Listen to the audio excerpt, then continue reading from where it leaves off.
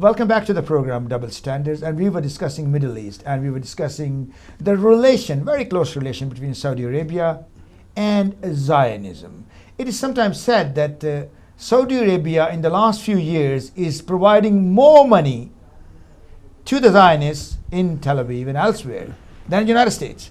So before the break, we were discussing that how these three great leaders of the Abrahamic faith, the Judaism, Christianity, and Islam, how they are having their time in the modern time, like 2015. Alan discussed Christianity and Islam, and I would ask, we start from the same point, that what about the future of Judaism? Well, Judaism is being destroyed by Zionism. There's absolutely no question about it, because as we said earlier, like Islam, like Christianity, Judaism has at its core, modern Judaism, moral codes and ethical principles, and Zionism has made a complete nonsense of those, shows absolute contempt for them. Mm-hmm. So it is destroying Judaism. There is absolutely no question about it. And it's not just the Gentile me that says that. There are now an increasing, still small, but increasing number of eminent Jews who are making exactly that same point. No, I have my own point of view on Islam, how Islam is being damaged. I'll tell you later. In your view, who is damaging, I wouldn't use the word destroying, who is damaging Islam beyond repair? Well, another way of putting the same question, if I may, is who is really to blame, responsible for the rise of what I call perverted, violent Islamic fundamentalism? That's another way of putting the same question. And I condemn, I even damn the leaders of the Western world, because they're only looking at the consequences of this phenomenon. They're not looking at the causes. They don't want to look at the causes, because the causes are two, the main ones. They are Western foreign policy for many years, but in particular one could say that Bush and Blair really gave the thing a kickstart with their invasion of Iraq. At the time I said, and it's become more true daily, that they were the best recruiting sergeants for violent Islamic fundamentalism. But it's the double standard of Western foreign policy regards Israel and everybody else. But the second main cause of it is the corruption, the authoritarianism, and the repression of the Arab regimes.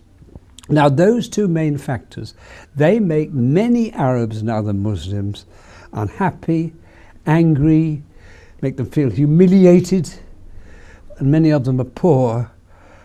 Now, that alone doesn't make them terrorists or fodder for perverted, violent Islamic fundamentalism. Mm-hmm. It's the preachers, the mad preachers who are using this. Just as Zionism uses the Nazi Holocaust to justify what it does, so in my view, Islam's mad, deluded preachers, they are using this anger and hurt and humiliation of the Arab and Muslim masses to further their own ends. Now, if you are asked to name maybe political leaders, maybe political elites, maybe countries, maybe the dynasties amongst the Muslims, who are the worst enemies of Islam, so will you be reluctant to name a few culprits? I'll make a very simple statement.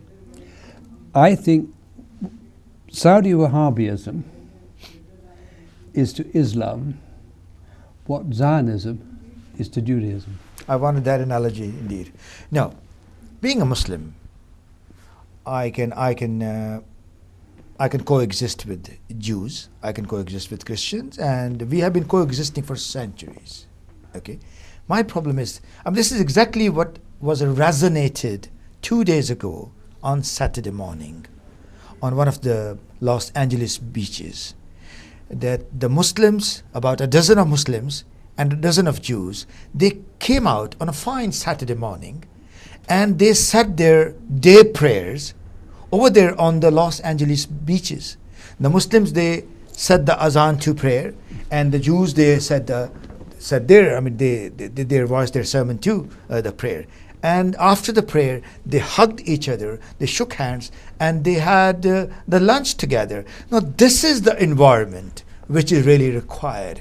Now, is there any way, any hope that this unity, after all, Christianity, Judaism, and Islam, if we talk in terms of political term, all are the children of Abraham, the great prophet, the Ulul Azm prophet as we call.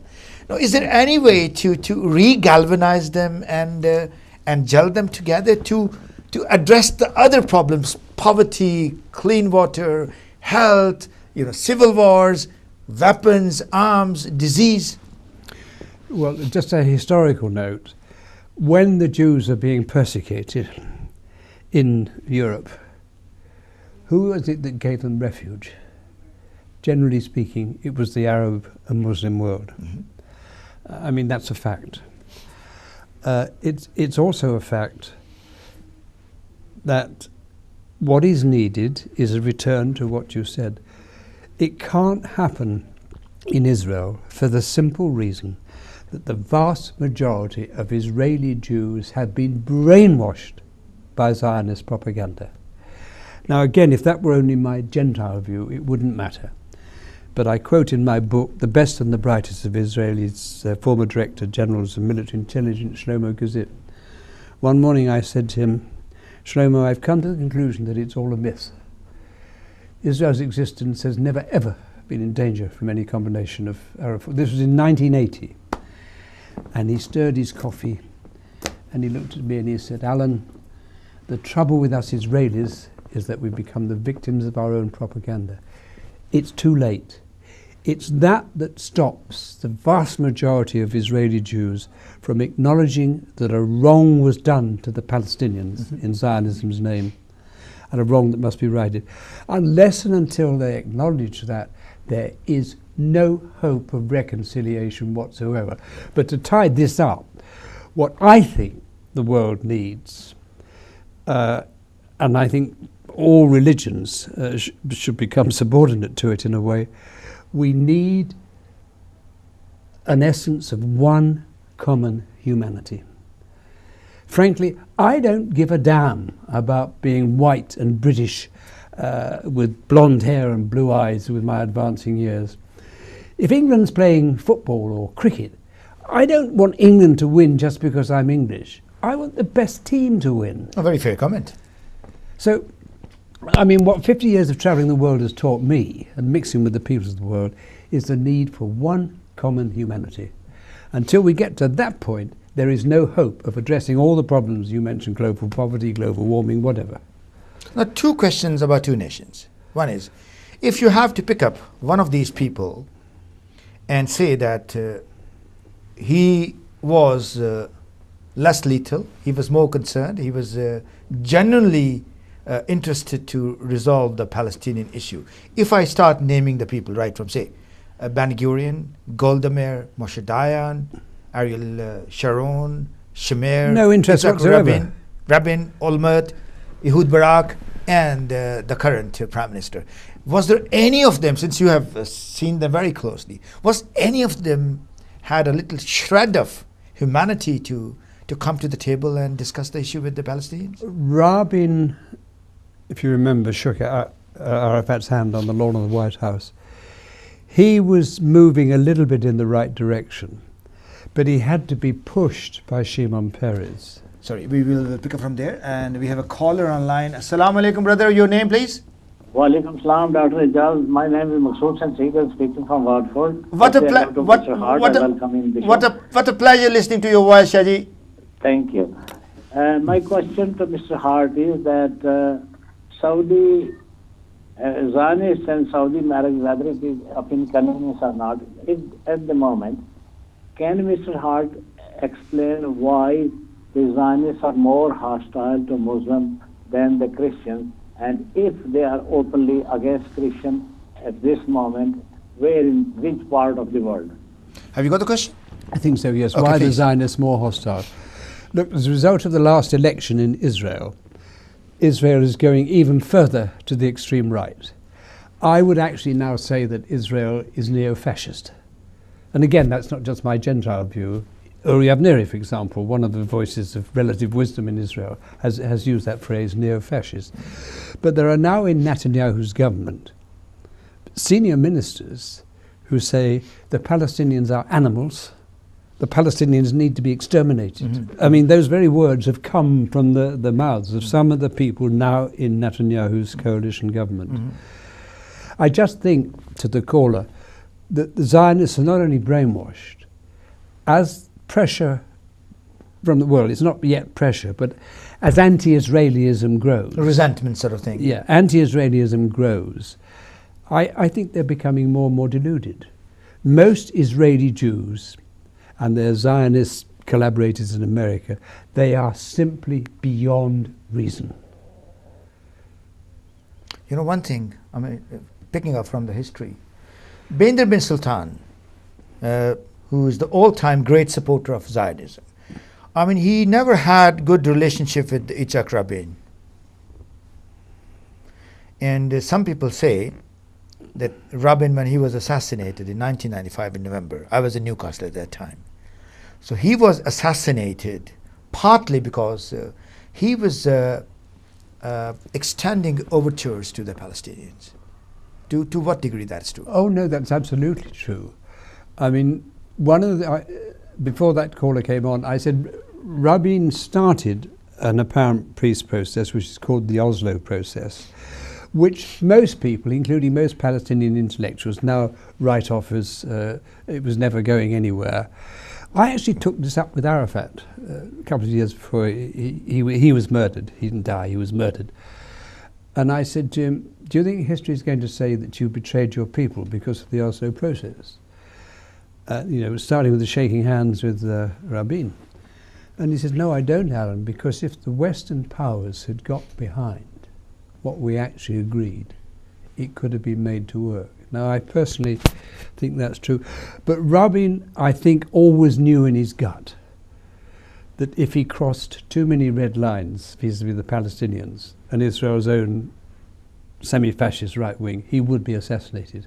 Now, if I pick up from the other nation, the Saudis, a few people like King Abdulaziz died 1953, followed by King Saud 1953 to 1964.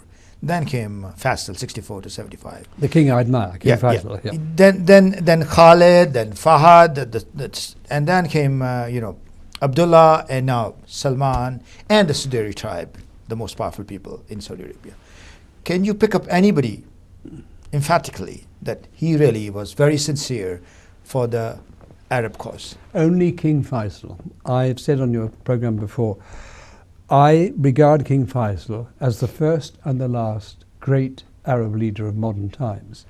He started out being very anti the Palestinians and their cause because he'd been conditioned to believe, mainly by the CIA, he'd been conditioned to believe that they were Soviet communist stooges.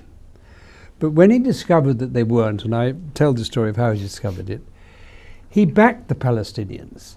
He even took on Henry Kissinger in a huge diplomatic fight to get Arafat to the UN to make his famous gun and olive branch speech. Now, I think if King Faisal had been allowed to live, I think the whole region wouldn't be in the mess it's in today, and I think he might have got the Palestinian cause advanced. But those who came after him, forget it. No, having said that, a powerful Iran, a responsible military power, economic power, political power, with true democracy in Iran. I'm not the advocate of Iran, but that is what we are seeing now. Yeah. Is that one reality that the Arabs will have to reconcile with in order to resolve the perennial issues which are lingering on for a century or even more? Unless, in my view, the Saudis and the Gulf states come to their senses and realize that they've got to sit down with Iran and come to some accommodation, there is no hope. Look, Iran is a major player in the world. And I happen to think that in its present president and foreign minister, it has two almost pragmatic, flexible leaders who, in my view, are head and shoulders above many of their counterparts in other countries. They have never been developing a nuclear bomb. This is all another great myth. I think Obama will pull it off. But I couldn't help but laugh yesterday when I watched the Saudi foreign minister talking about Iran. And he said, Adil bin Jubair. yeah, and he said, they got to stop interfering everywhere. We would welcome to be able to sit down with them and you know, talk about some constructive things. I thought, what a load of rubbish. Taking lead from there. Now, I'm witness to the closer contacts of the supreme leader in Iran. He has tried 3 to 4 times, and he has formed a team also in the last 8 to 9 years. And that team has been assigned the ad hoc job, only to explore ways and means to go for rapprochement. Yes, Foreign Minister Javid has said publicly he's willing to go to Saudi Arabia. But such auspicious response is being still awaited from the other side of the table. Well, it comes to why is Saudi Arabia playing what we would call the Iran card? At the risk of exaggerating to make a point, I think this is something that Saudi Arabia and Israel have in common. Israel is playing the Iran card to take as much political and international attention as it can away from what it's doing in the occupied territories. Mm-hmm. I think the Saudis are playing this card because they're really very frightened about their own survival. I think they know that over some years the skids are under them, because I sense that there are very many Saudis, particularly the younger educated Saudis, who are rather fed up with their system. Now, before I ask you, well, theoretically the last question of today's session, I would like to remind the viewers that this is your television channel. This is operated and this works on your support. So please support this channel generously. We try to resonate of what you feel about, and this is your aspirations we talk about. And we provide the guidance, we provide the advice, we provide the knowledge and extensive empirical knowledge and information from people like Alan Hart, who are very big names in broadcasting and research, authorship. No, but that's only possible when we keep receiving your generous support. So please, this is your channel. Keep supporting this channel wholeheartedly and generously. Now, Alan, and could we have some more questions from the audience from time to time? Yes, please, and more questions. Because asking more questions, it's an evidence that you take interest in these issues. Now, these are the issues which are there to educate and to form the opinion of the youngsters who are at the university. I mean, the ladies who are sitting at home, they are doing full-time job looking after children, but sometimes they find time, so they can benefit from these debates, these discussions. So please do ask the questions, and when you ask the question, that provides an evidence that you take interest in these issues. Now, Alan, coming towards the last question, if there is another war around the corner, because Benjamin Netanyahu is a sort of person who will stop at nothing. He will, if there is no, normally it's said, if 2 wrongs can't make 1 right, try 3, the Nixonian doctrine. Now, if there is a war, I mean, sometimes say, if there's no reason to start the war, I'll start a war by the name of my mother. This is also said about Benjamin Netanyahu and people like him. So let me know and enlighten the viewers and myself that if there is a war, will the Arabs be part of Israel or part of Lebanon, Syria, Iran, and other moderate Muslim nations? Look, there is a real danger of another war.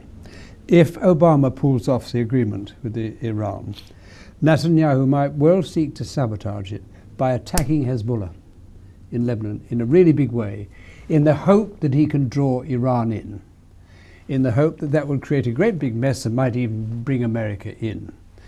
Now, if that kind of war were to happen, how would the Arab regimes respond In my view, like they've always done, they'd sit on their backsides and do damn all. 1948, 1967, 1973, Yep. 1991, Yep. and even now? Yep. Because their reaction in the last war, the 49-day war, where more than 2,200 civilians they were killed by the Israeli sanguinary troops in Palestine. So no reaction came from the Arab world. The 22 members of the Arab League, 6 members of the Gulf Cooperation Council. All they did was sending some humanitarian used clothes, some money, but they spent more money. They sent more money to Tel Aviv towards the repatriation of their people who were wounded in It there. has a quick quote that says it all, and I've said it to you before.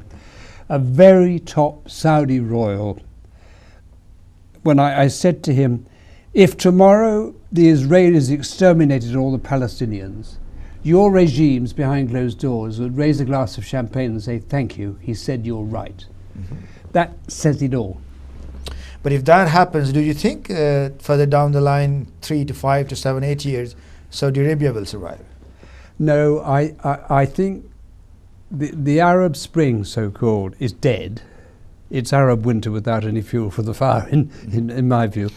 And I think you have in Egypt Sisi becoming, on his way to becoming possibly the worst tyrant the Arab world has seen. No, I think it may take 10, 20, 30 years to play itself out. But by time, the Arab and Muslim masses are not going to take it forever. So until then, this marriage of inconvenience will carry on between the House of Saud and the House of Zionism? Yes, I think so, because, you know, you can liken them to two threatened regimes, if you like. I mean, both dying not from outside forces, but from their own stupidity. But they're both on the same slippery slope. Thank you very much, Alan. So we are heading towards the end of our program. We will come back to you next Monday at the same time with another topic.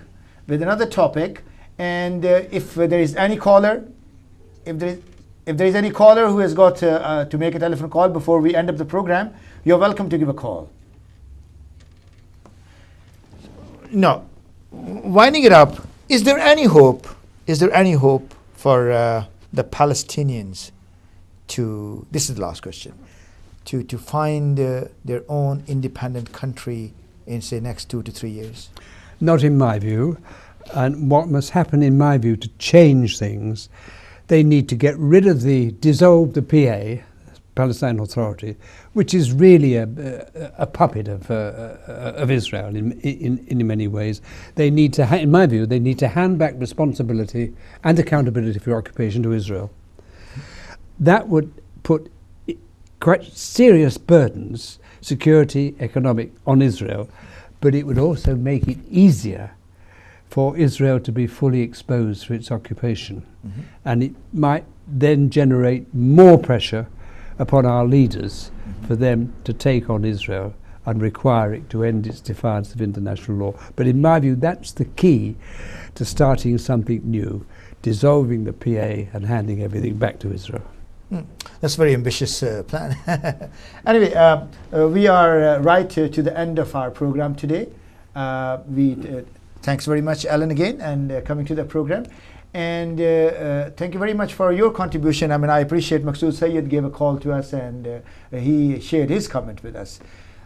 We will be with you next Monday at the same time and discussing another issue pertaining to the Middle Eastern security and politics. Until then, we say goodbye to you. Thank you.